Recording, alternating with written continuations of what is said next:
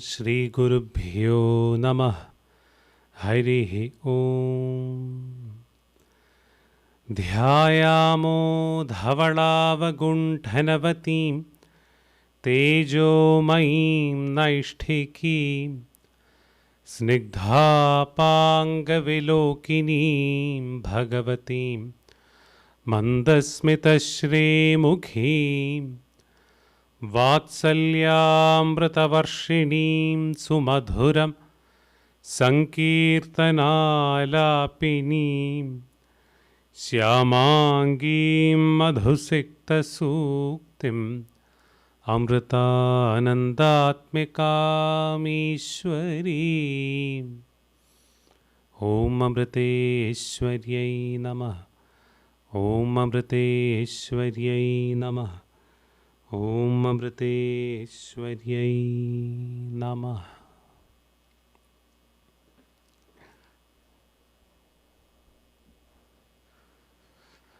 Om Amriteshwaryai Namah. It's rather after a long break. I think at least 4 weeks since we have had the last session. It was an unexpected visit to India, to Amritapuri. And because it was all of a sudden, I couldn't take all the camera and the required things that I usually take to India so that we could continue these sessions from there. So we had to have this gap. Any case, it's always nice to resume from where we left. So till now, we discussed verses 1 through 21 of Bhaja Govindam, and today we look into the 22nd verse. So as is our tradition, let's quickly recap all that we have discussed till now. Verses 1 through 22. The very first verse was about the unnecessary technicalities, the unnecessary complications that we bring to life. Try to go beyond that. Develop the attitude of devotion and surrender. Second one was about amassing wealth and unnecessary fixation on accumulating more and more and more. Rather focus on dharma and understand all that is impermanent in nature, all that we gather, materialistic wealth. The third verse was about unnecessary bodily attraction or the identification with the body. Try to go beyond that. Fourth one was about how life is so unpredictable in nature. We'll have so many surprises that would be thrown at us, and we need to be prepared for that. Fifth verse was about how we'll have people support and following as long as we have abilities and wealth. As they deplete, people's following also wanes out thereby.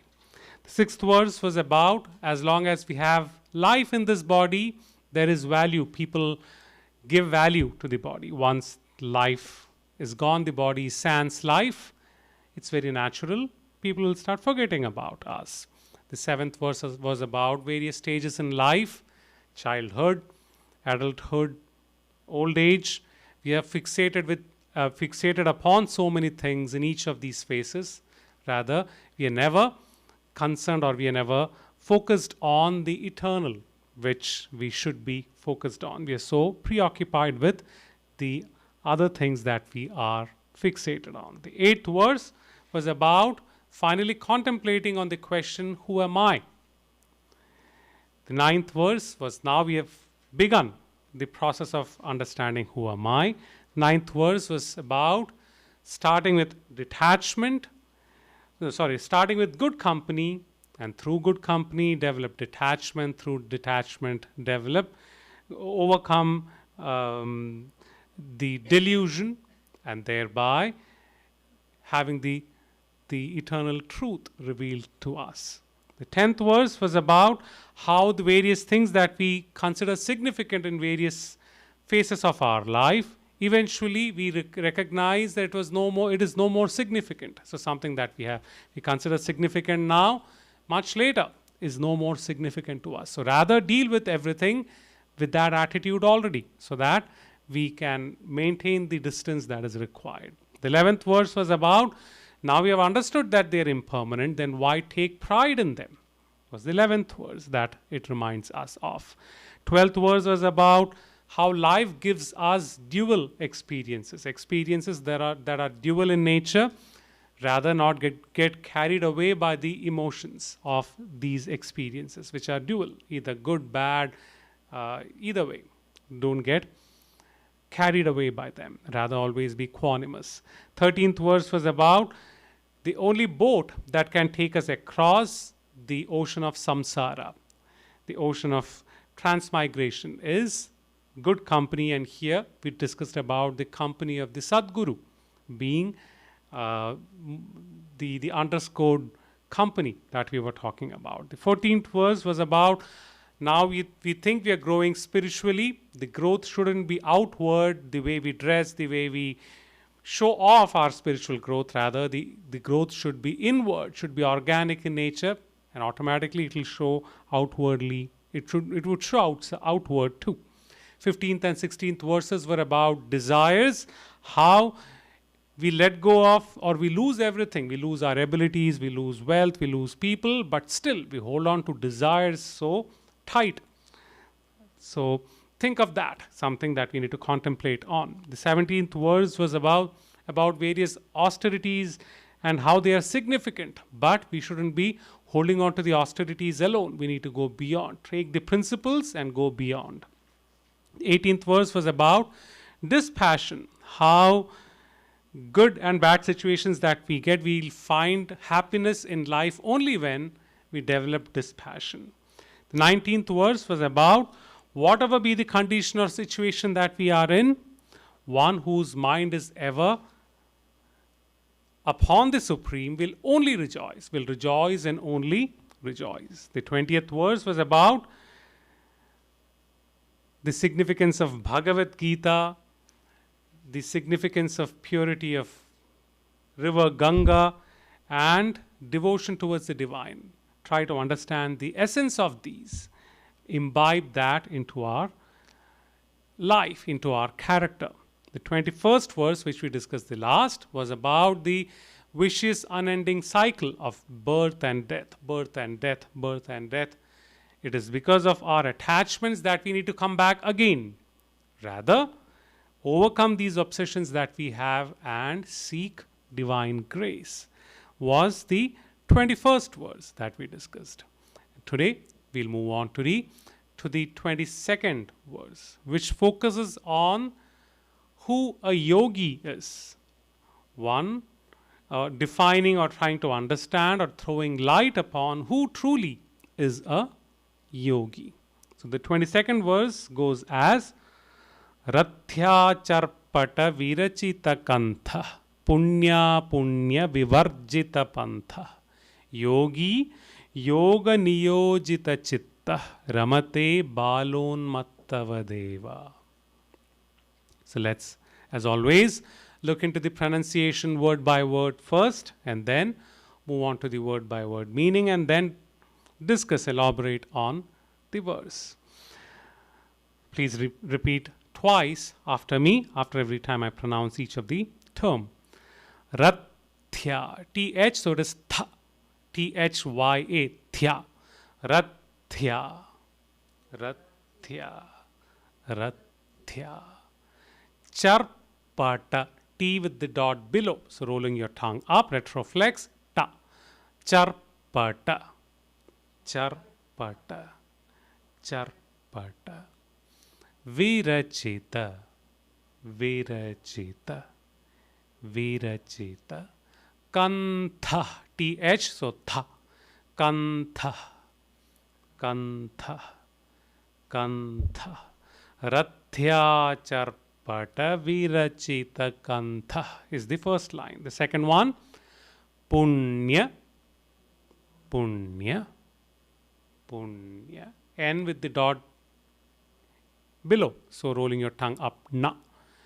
The second word is also N with the dot below, so apunya is the term. So up, it is apunya. So punya, Apunya. Together would be punya, punya. Please repeat that. Punya, punya. Punya, punya. Punya, punya. Vivarjita. Vivarjita. Vivarjita. Pantha. TH, so tha. Pantha. Pantha. Pantha. Punya, punya vivarjita pantha. The second line. The third one. Yogi. Yogi. Yogi. Yoga. Yoga. Yoga. Niyojita. Niyojita. Niyojita. Chitta. It is TT, two T's. Had it been just one T, it would be chitta. Because there are two T's, you do stress or stop before there's a pause between the second T. Chitta. Chitta. Chitta. One T would be chitta. Second T, two T's would be chitta. Chitta. Yogi, yoga, niyojita chitta. The fourth line is Ramate. Ramate. Ramate. Bala. Bala. Bala. Unmattavad is the next term. Unmattavad. Unmattavad. There are two T's again. Mattavad. Had it been just one T, it would be Matavad.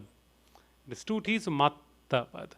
So Bala Unmattavad together would be Balon Mattavad. Balon Mattavad. Balon Mattavad. Eva. Eva. Eva.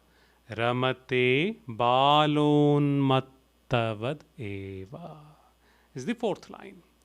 So Rathya Charpata Virachita Kantha Punya Punya Vivarjita Pantha Yogi Yoga Niyojita Chitta Ramate Balon Mattavadeva. So let's now chant them in tune twice. If you're familiar, join me the first time itself. Else, just take a listen and then join me the second time we chant it. Rathya charpata virachita kantha punya punya vivarjita pantha yogi yoga niyojita chitta ramate balon mattavadeva. Once more. Rathya charpata virachita kantha punya punya vivarjita pantha yogi yoga niyojita chitta ramate balon mattavadeva. So what does the verse tell us? Rathya, Rathya, on the road, on the way, Rathya. Charpata, Charpata typically translates to rags or discarded pieces of clothes or discarded clothes or discarded pieces of cloth, rags. So on the road, pieces of cloths. Virachita, Virachita, to compose something, to put things together, to stitch together. To stitch what? All these rags. Kantha, Kantha translates to clothes. It also translates to a shawl, something that you cover the body with. So one who covers the body with rags that have been discarded on the road is the first line of the verse. And the second line says, Punya Punya Vivarjita Pantha. Punya, merits, the good deeds that we do, the merits that we gain because of that. Apunya, would negate the meaning. Apunya, the demerits that we incur based on our actions. Vivarjita, one that is sans, one that is devoid of both punya and apunya, merits and demerits. Pantha, the path. So the verse is about yogi, telling the yogi is someone who would just take minimum, wear the minimum, or the clothes that he wears, even the clothes that the yogi would wear would be just bare minimum that he would be taking from the world. And the path that he takes is such that it is beyond or is devoid of merits and demerits incurred by the actions performed.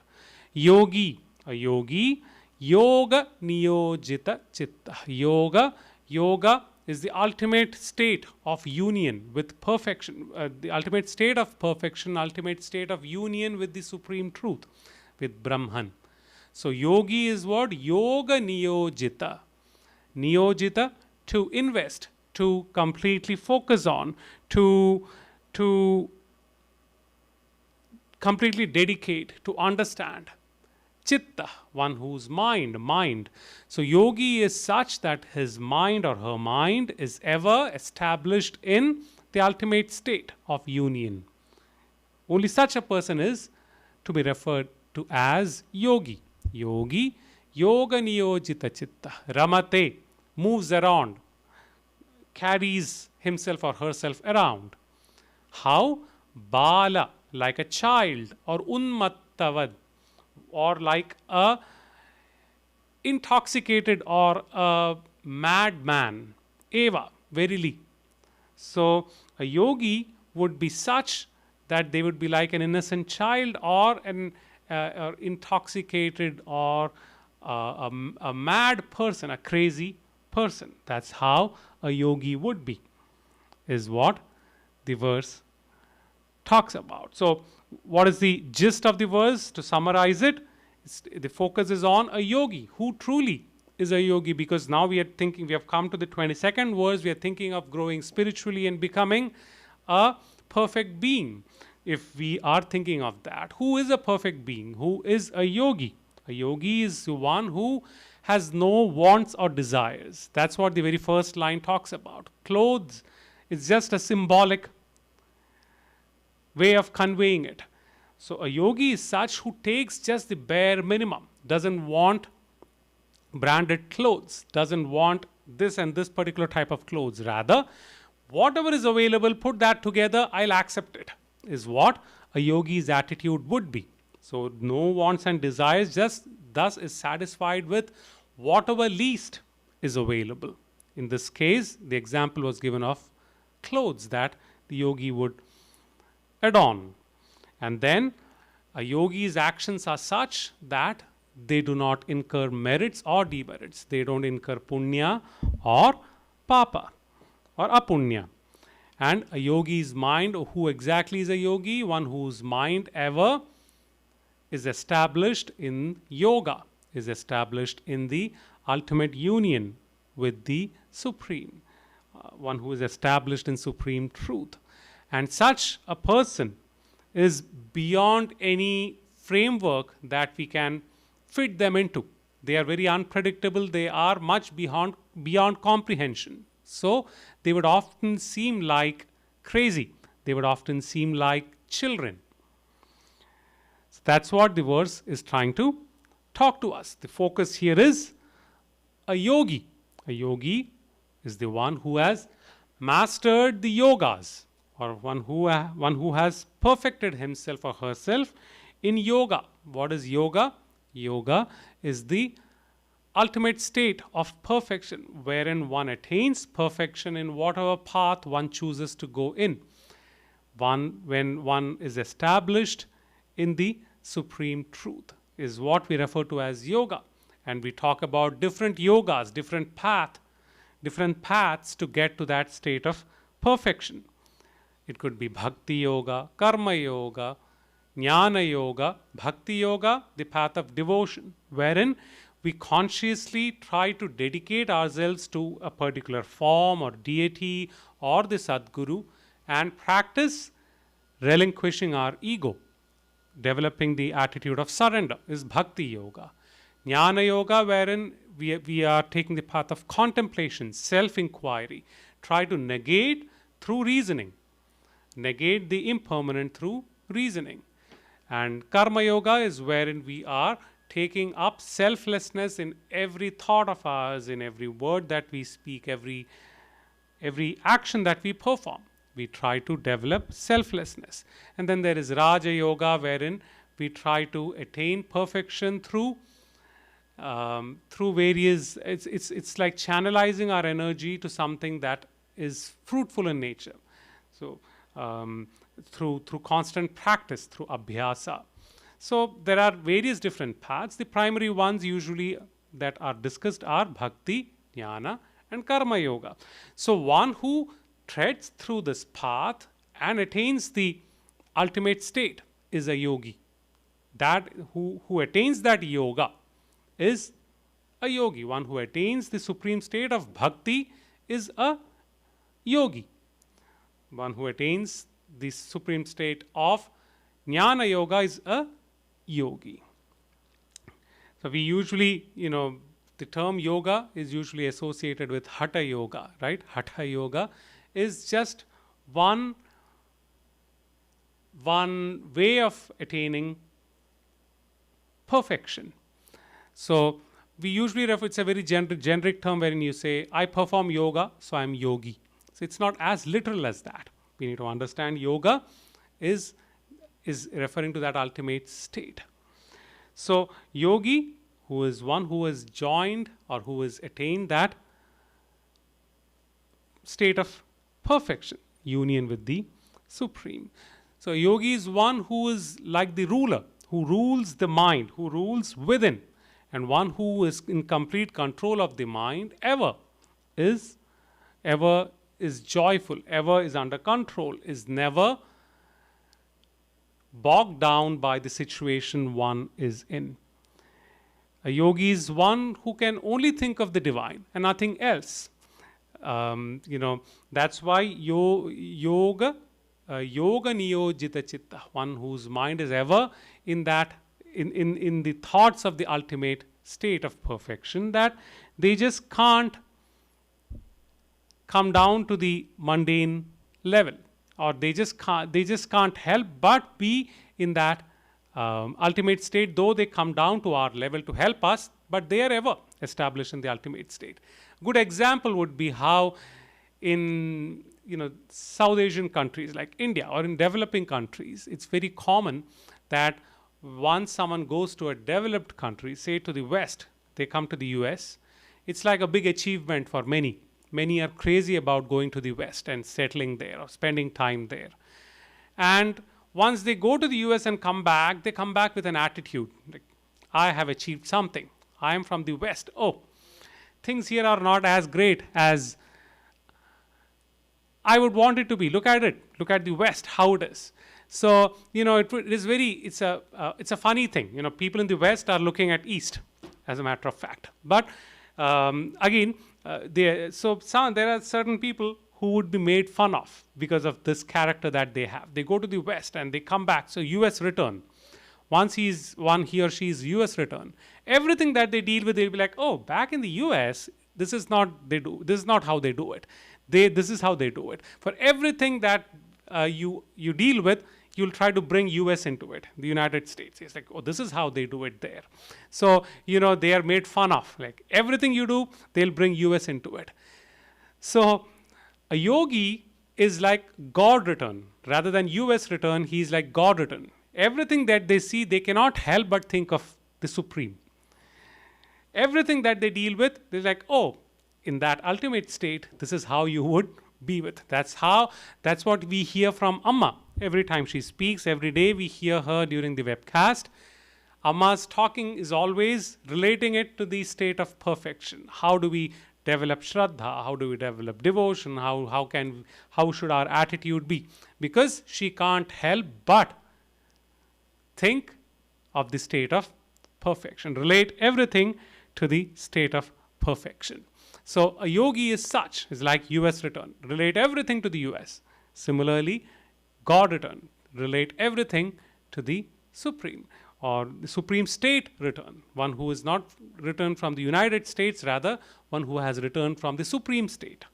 So now relate everything to the Supreme State. So they just can't help but be in that state, be established in that state.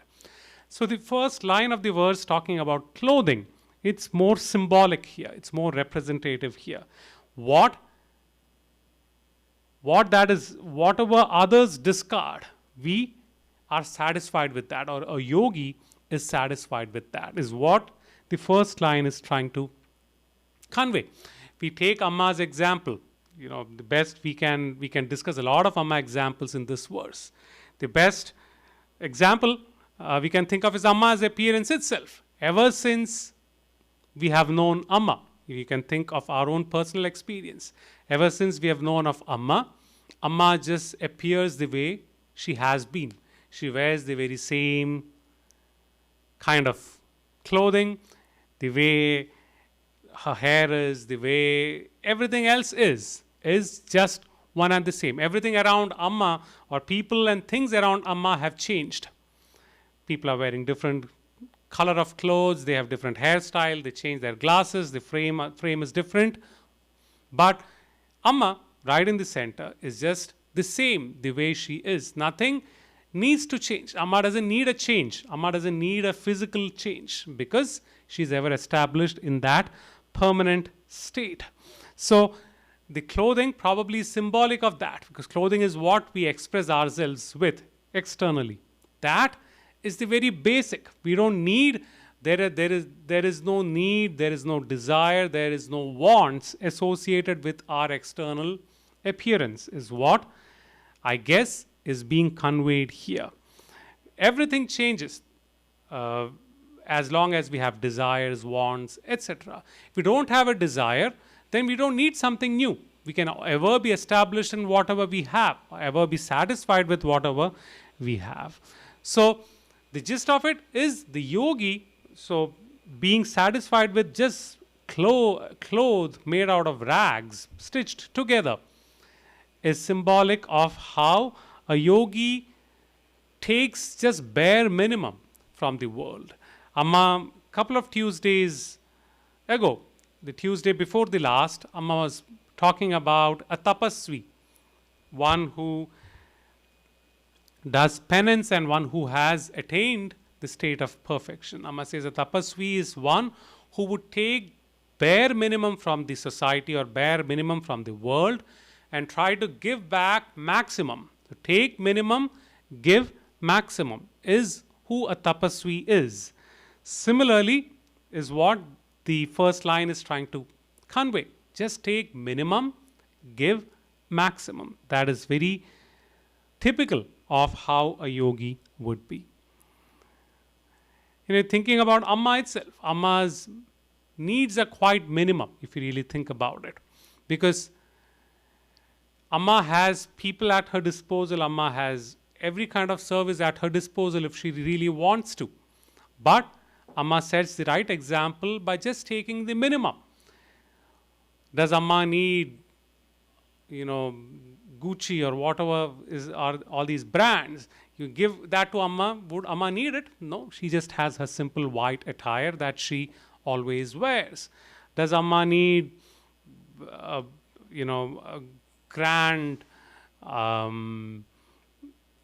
suite in the hotel where the program is? Amma doesn't need that. It has happened wherein the organizers try to arrange the best room for Amma, and Amma makes a big scene out of it and says Amma wants a small room, the big room will be for tour staff because we can accommodate as many more people in that room.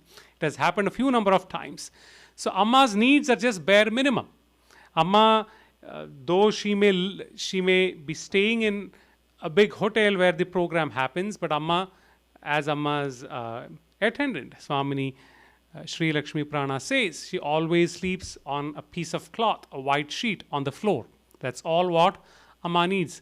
And we're talking about sleep, which is about 1 or 2 hours every day. So in every sense, it's just minimum.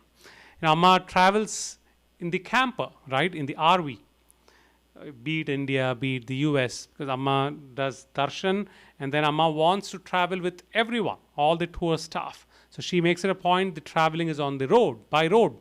And it's quite a difficult thing to travel by road. Some of the drives are 17 or 18 hours long. And with the stop, it becomes 20 plus hours. And Amma just goes through that. So I remember once, I guess it was 2015 or so, when we were traveling from Seattle to San Ramon, and Amma's RV broke down.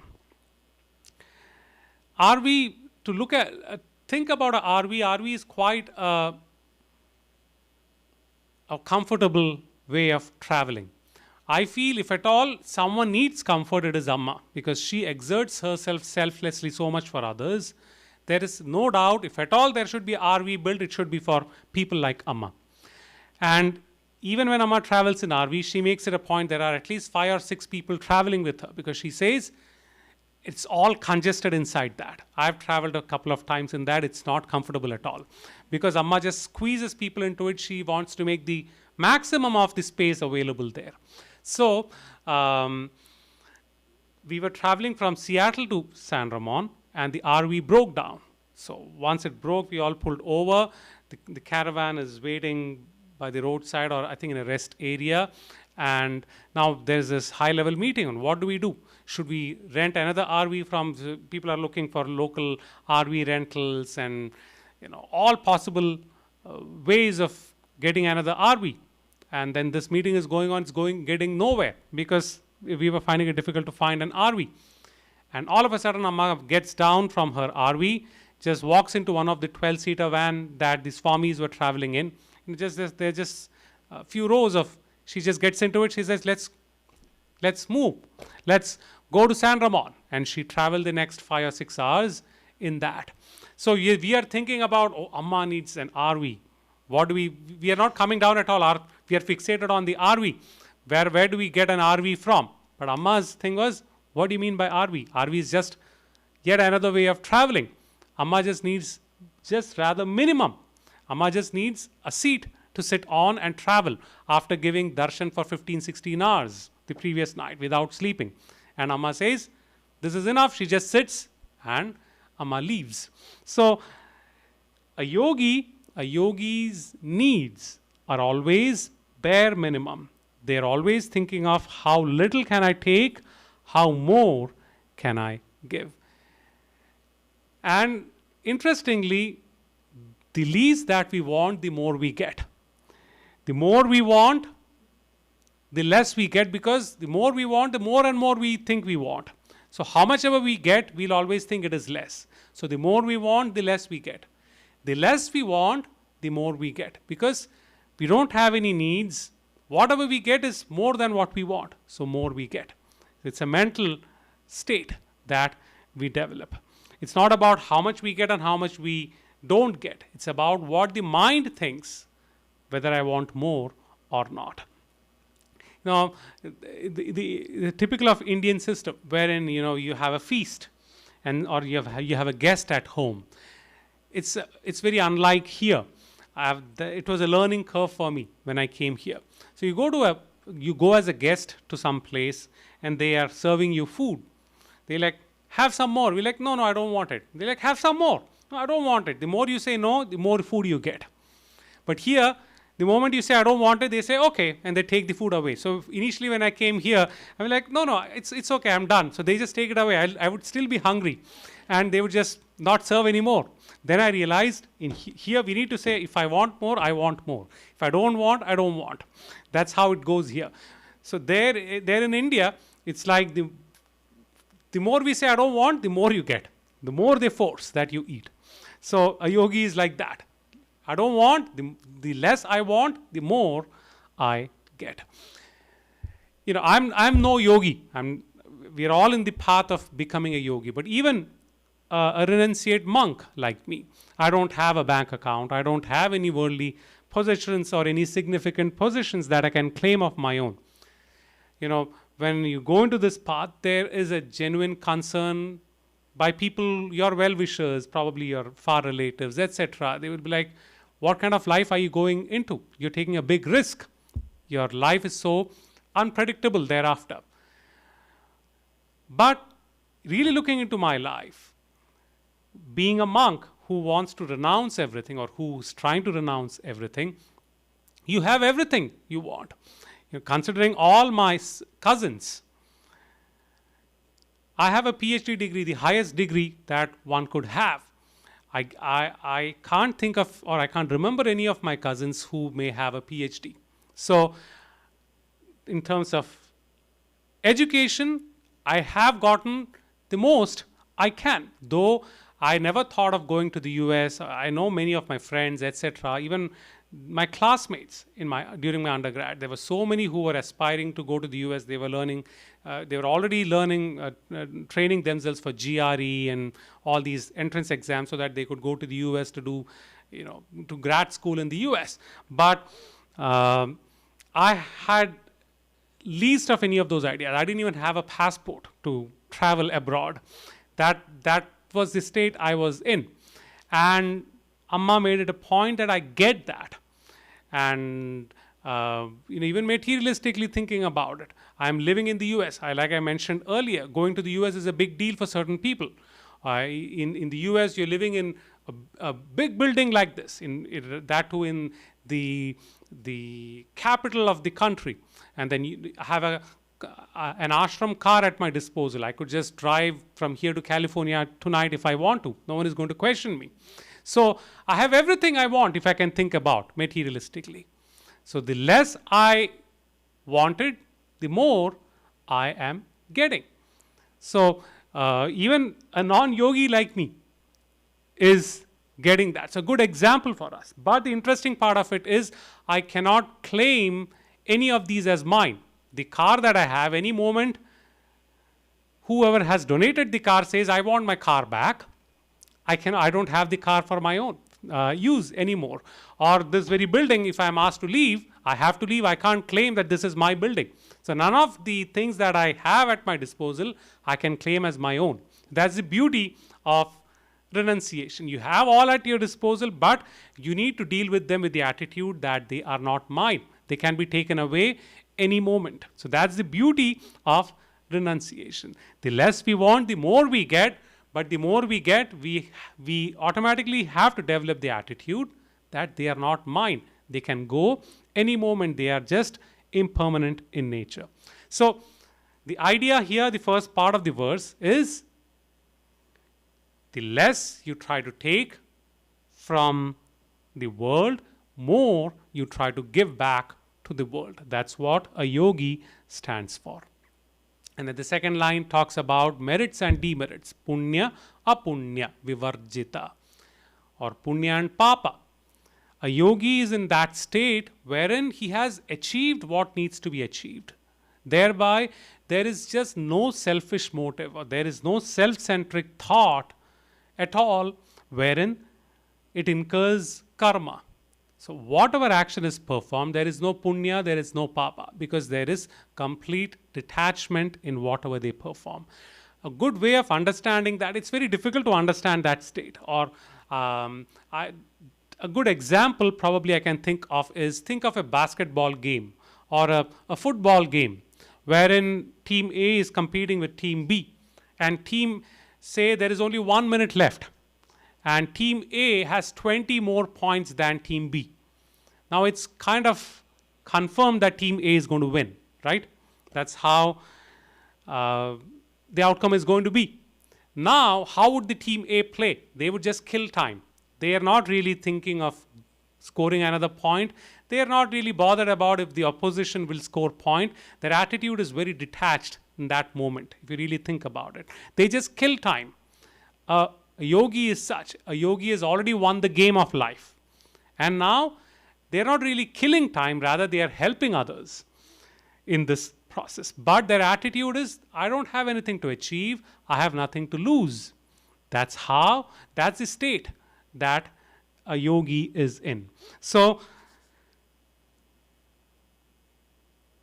all the actions that yogi performs in that mindset never incurs any punya or papa. They are beyond punya and papa because they have nothing to gain, nothing to lose. Whereas we are ever, entangled in the fear of something. Because of our ego brings forth fear. Say, again, an analogy that we could draw is, say we are standing on the ring from which you jump into the swimming pool, right? We have this jumping ring, the flexible one. You jump on it and then you jump into the swimming pool. There are two kinds of thoughts we can have. One is the fear of, oh my God, what if I go and drown, or what if I'm not able to, what if I fall flat, or what if I hurt myself? Would I, consume too much water that I cannot breathe? And there is that kind of fear on one side. The other side is, let me not jump. But if I don't jump, will my friends make fun of me? Would be the other fear. So either way, there is always fear for us. And what brings in that fear? Our ego is what brings in that fear. Either what happens to me is one kind of thought, or the other one is, would people accept me, or what happens to my dignity, what happens to my outset, or the picture that I've built about myself, that I've built for others about myself. What happens to that? All these, they come forth from our ego. A Mahatma, on the flip side, would be, he would come onto the ring, just jump. There is no thought this way or the other way. Just come and jump. That's all. So, because there is no ego, there is no selfish thought there, they would just jump. Similarly, entangled in our ego, we are caught in this unending cycle of merits and demerits, and more demerits that we have, more and more karma that we build. We need to take more and more births. A yogi is not such. A yogi is in that state wherein they have gone beyond merits and demerits. So, one who takes least, one who gives most, and they have reached a state of perfection wherein there are no selfish motives or thoughts. So, there are no merits or demerits to any action that they perform. And the last line talks about being like a child or a madman, a person who has gone crazy. I have discussed certain examples, but I thought we'll discuss it again because it really helps understand this. One of the examples that I've discussed was about King Akbar. There are so many stories about Akbar and his Emperor Akbar and his very abled minister called Birbal. Akbar used to rule the Indian subcontinent as part of the Mughal Empire, which invaded the Indian subcontinent. And he had a very able and very intelligent minister called Birbal. So once Akbar comes to the court and puts forth a question to all the ministers. He says, I have a case that we need to, pass a sentence for. There's a person who is at fault, and we need to decide what, or I want you to decide what should be the sentence given to him. Someone dared to come up to me, stand up to me, and pull my mustache. The emperor, I'm the emperor of Hindustan, I'm emperor of the whole Indian subcontinent, and someone dared to come up to me and pull my mustache. What should be the punishment awarded to this person? And many of the ministers, they were like, who dared to do that? They should be killed, they should be put under behind bars, they should this and this, they should be given 100 lashes. There were many such different ideas proposed by different ministers. And finally it was the turn of Birbal. And Birbal was asked, what should we do? And he said, I think the best punishment to be given to this person is 100 kisses and a tight hug. And everyone was taken aback by his judgment or his sentencing. And they were like, everyone was so surprised. So Akbar asks him to clarify. He says, who would dare to come up to you and pull your mustache? It should definitely be a child or someone who is innocent. And it's highly likely a child who has access to you would be your grandson. So it would be your grandson who may have come and pulled your mustache. And it's very highly likely it's a child or someone who is innocent. And to such a person, what's the point putting them behind bar? What's the point killing them? What's the point giving them 100 lashes? Rather, give them 1,000 kisses and give the person a tight hug. And Akbar agrees. You have got it exactly right. It was my grandson who did that to me this morning. I just wanted to check how sharp you are in understanding situations. So a child is such. The innocence of a child is what a yogi would represent. A child has no real, an innocent child really doesn't have too many wants, especially a baby. Whatever you give the child is happy. You give them a gold coin or you give them a piece of a pebble or a piece of rock. The child is not like, oh my God, rock has no value. I'm not going to be happy with this gold.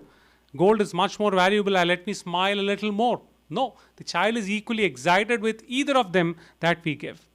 Or we give them something that is completely useless, they'll still be happy and they'll do something with it. A child, that the level of innocence is such. Why we call it innocence? Because there is no selfish motive there. There is no desire. There are no wants or needs. It is just selfless in nature. So a Mahatma represents that state. Again, another example that I've already shared in a different context is about me flying from Washington, D.C. to L.A. And as we board, there was this young boy on the flight who was kind of just laughing and laughing and laughing and laughing throughout and making some weird noise. And there were a couple of people who complained about the child. And the child's mother explained to everyone that my child is autistic, has some special needs because of which he makes that noise. The moment people found out he has a condition, people stopped complaining. But he was in the same row as mine, but at the other end, or the other side, the other end. And he was just constantly smiling, kind of laughing. I felt like, wow, someone who could smile all the time. I wish we could be like that, right? But our ego would stop us from being like that. But then, after the flight took off, we are up there and we are about a couple of hours from landing, and then we hit this very rough turbulence, and the flight was really rocking. The overhead bins open, bags fall down, and people are shrieking, people are scared, some people are praying, some people are just crying, doing random things. And I look at this boy, he's still smiling. He has just no problem. However he was in the beginning, he's exactly like that even now. And then we get through the turbulence and we land, and after we land, we are taxiing and we are just stopped somewhere in the aerodrome, and the pilot announces the gate is not cleared for us yet. So we had to wait there for half an hour, and people were getting impatient. They started complaining. There were many who were worried about their connecting flights and all that. This boy is still there smiling just as he was. So someone who we think is abnormal, someone who we think is not normal like us, or not sane like us, seems to be doing much better in difficult situations than us. Again, a Mahatma represents that state. Not out of ignorance, but completely out of knowledge, that they get to a state wherein whatever happens around them, doesn't bother them anymore. You know, for a child, or for this example of this person there, the past doesn't bother them. The future doesn't haunt them. They're just in that very moment. Whatever is for them at that moment, they enjoy that and they forget. Amma says one of the best qualities that we need to learn from a child. Amma says, Amma always repeats that we need to grow spiritually. What we first need is a child's attitude. We need to become an innocent child. Only a child can grow, is what Amma says.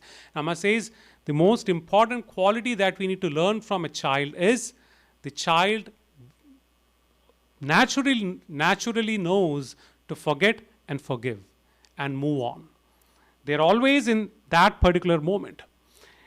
A good example that Amma gives is about two children fighting. Two children get into a fight and they just start pushing each other, pulling each other, probably hitting each other. And seeing this, the two mothers come and they try to intervene and stop them fighting. And the first mother asks him, what happened? The child says, she hit me or he hit me. He says, oh, he hit you. The other mother asks him and he says, no, not me. He hit me first. And in that process, the mothers get into a fight, telling your child started it. And she says, your child started. And the mothers get into a fight. Because the mothers get into a fight, the fathers come in. And they start defending their wife. They better defend their wife, not the other wife, other person. They'll get into trouble. So they start defending their wife and they start getting into trouble. The moms and dads are fighting with each other. It goes on and on and on. It escalates. And then they look for the children, where they are. The children are now friends again, and they are playing, they've moved on. They are playing the next game. They've forgotten completely about the fight they had picked up. The parents are still fighting. So Amma says, children are like that. They verily, the nature of a child is to forget and forgive, and they move on because they are least haunted by the future. They are least bothered by they are least haunted by the past, least bothered by the future. They are in this very moment. If they fight, they fight. If they play, and they forget about it. Forget, forgive, become friends, just move on. So a yogi is such who would just forgive because there's nothing to claim, there is nothing to desire for, there's nothing to want. So a yogi is ever like a innocent, like a child, or least bothered like a crazy person. Talking about crazy people, you know, even in literal sense, Mahatmas, sometimes they're very difficult to comprehend different situations. In Amma's case itself, when Amma was young, Amma used to get into this mood of Krishna, mood of Devi Bhava or Krishna Bhava. When she was young, when she would be in that mood, Amma would be crying, but at the same time she would be laughing. When someone would look at her, the villagers, when they looked at her, they really thought this girl is completely gone crazy. This girl is, you know, and Amma's family members started thinking she's bringing bad name to the family. Having a lunatic, a crazy girl in our family is bringing bad name to us. Because of this, Amma's siblings, Amma's sisters won't get grooms to marry. Or, you know, this will bring such bad reputation to the family that the village would kind of boycott them. You know, there were all these fears. They thought Amma was crazy. Rather, she was in a different state which was too difficult to comprehend. Similarly, there are examples of Sri Ramakrishna Paramahamsa. Many of his gestures were such that people around him thought he was crazy because he was a priest in a temple. He was a realized being. Not everyone realized that he was a realized being. And while performing puja, he would start crying, then he would start laughing because he's so associated with Mother Kali that he would go into that mood, and not everyone would be able to comprehend that. Even during Bhagavad-Gita discussion, we discussed about the example of Naranat Bhrandan, a Avaduta who lived in Kerala, the state of Kerala, in district of Palakkad. That's where he's worshipped. There's a big idol of his. And one of the, so Naranat Bhrandan, so this person who is from, who is from this place, Naranat, and he is Bhrandan. Bhrandan literally in Malayalam translates to a crazy person. So the crazy person of this place in Palakkad district in Kerala. That's how he was known as. Avadutas are sometimes like that. They are very difficult. They don't fit into the so-called social framework that we build. So one of the typical things he would do is he had this hillock, like in the image. He had a round rock that he would push.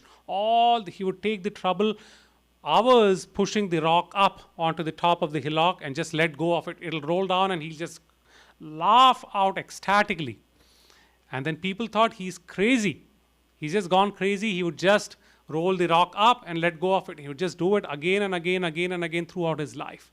Rather, it was a message for everyone to understand all that we are toiling for, accumulating the wealth, the fame, the name that we are trying to accumulate, toiling for it. All that is going to go down like the rock. One day it's all going to go. And then we cry. Rather, he's laughing about this very nature of human beings, wherein based on our ego, we try to accumulate all this. We just go out of way toiling to accumulate all this, and the next moment it is all gone. So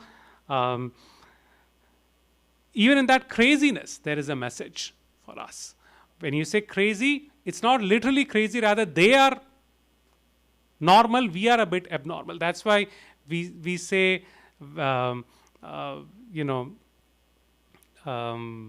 what's the term we use for something that is miraculous? We say supernatural, right? It's actually natural. It's not just natural, it's supernatural. But because our ego, the framework that we have developed, we think it is not natural. And even we use the term for people who are supernormal, or no, what is it? Anyway, I hope you understand what I'm trying to convey. So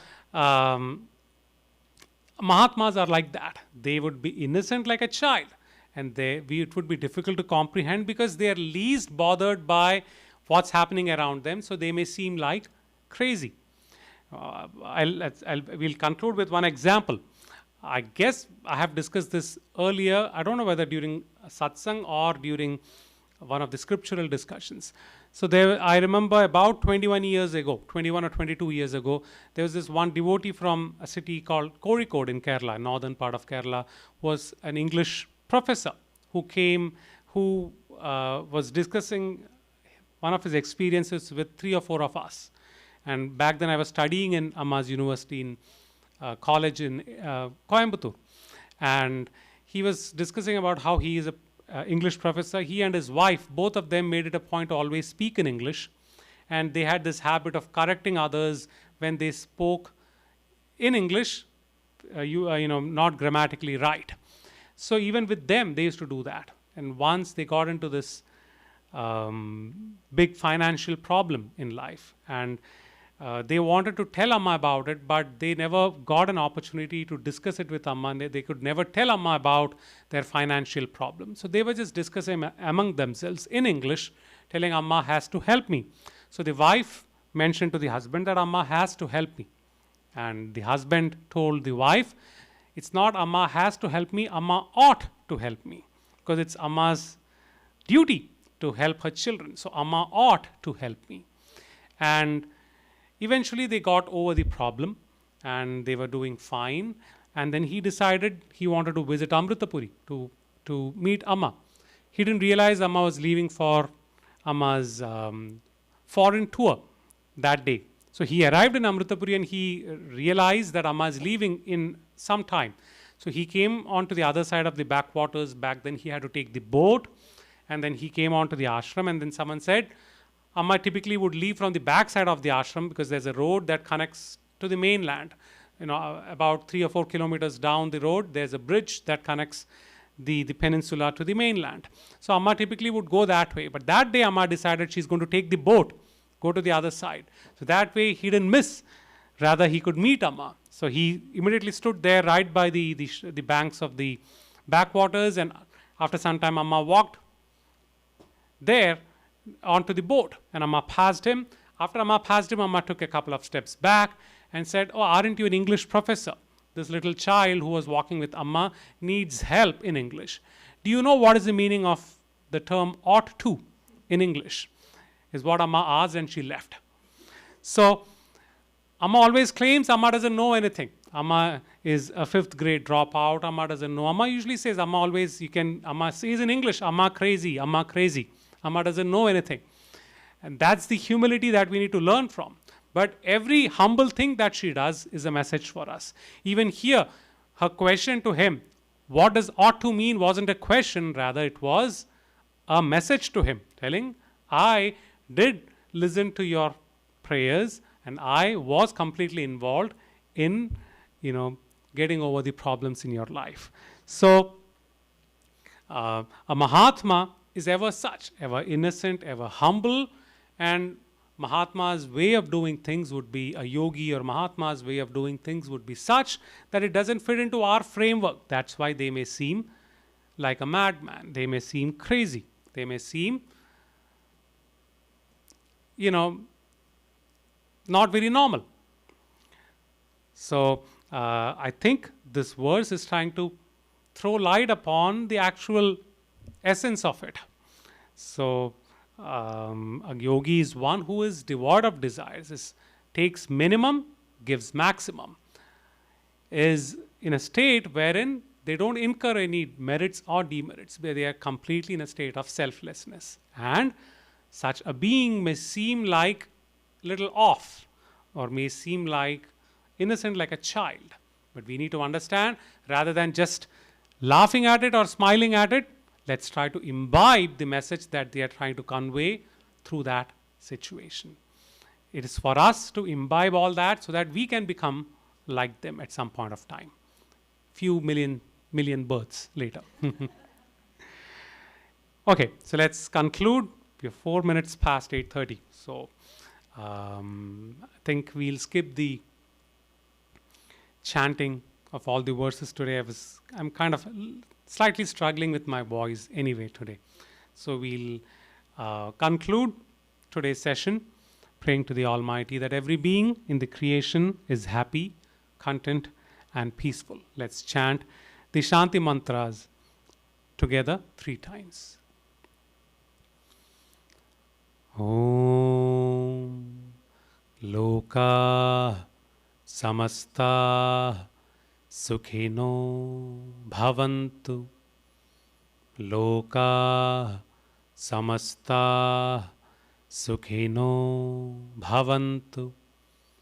Loka Samasta Sukhino Bhavantu. Om Shanti Shanti Shanti. Om Shri Gurubhyo Namah. Harihi Om.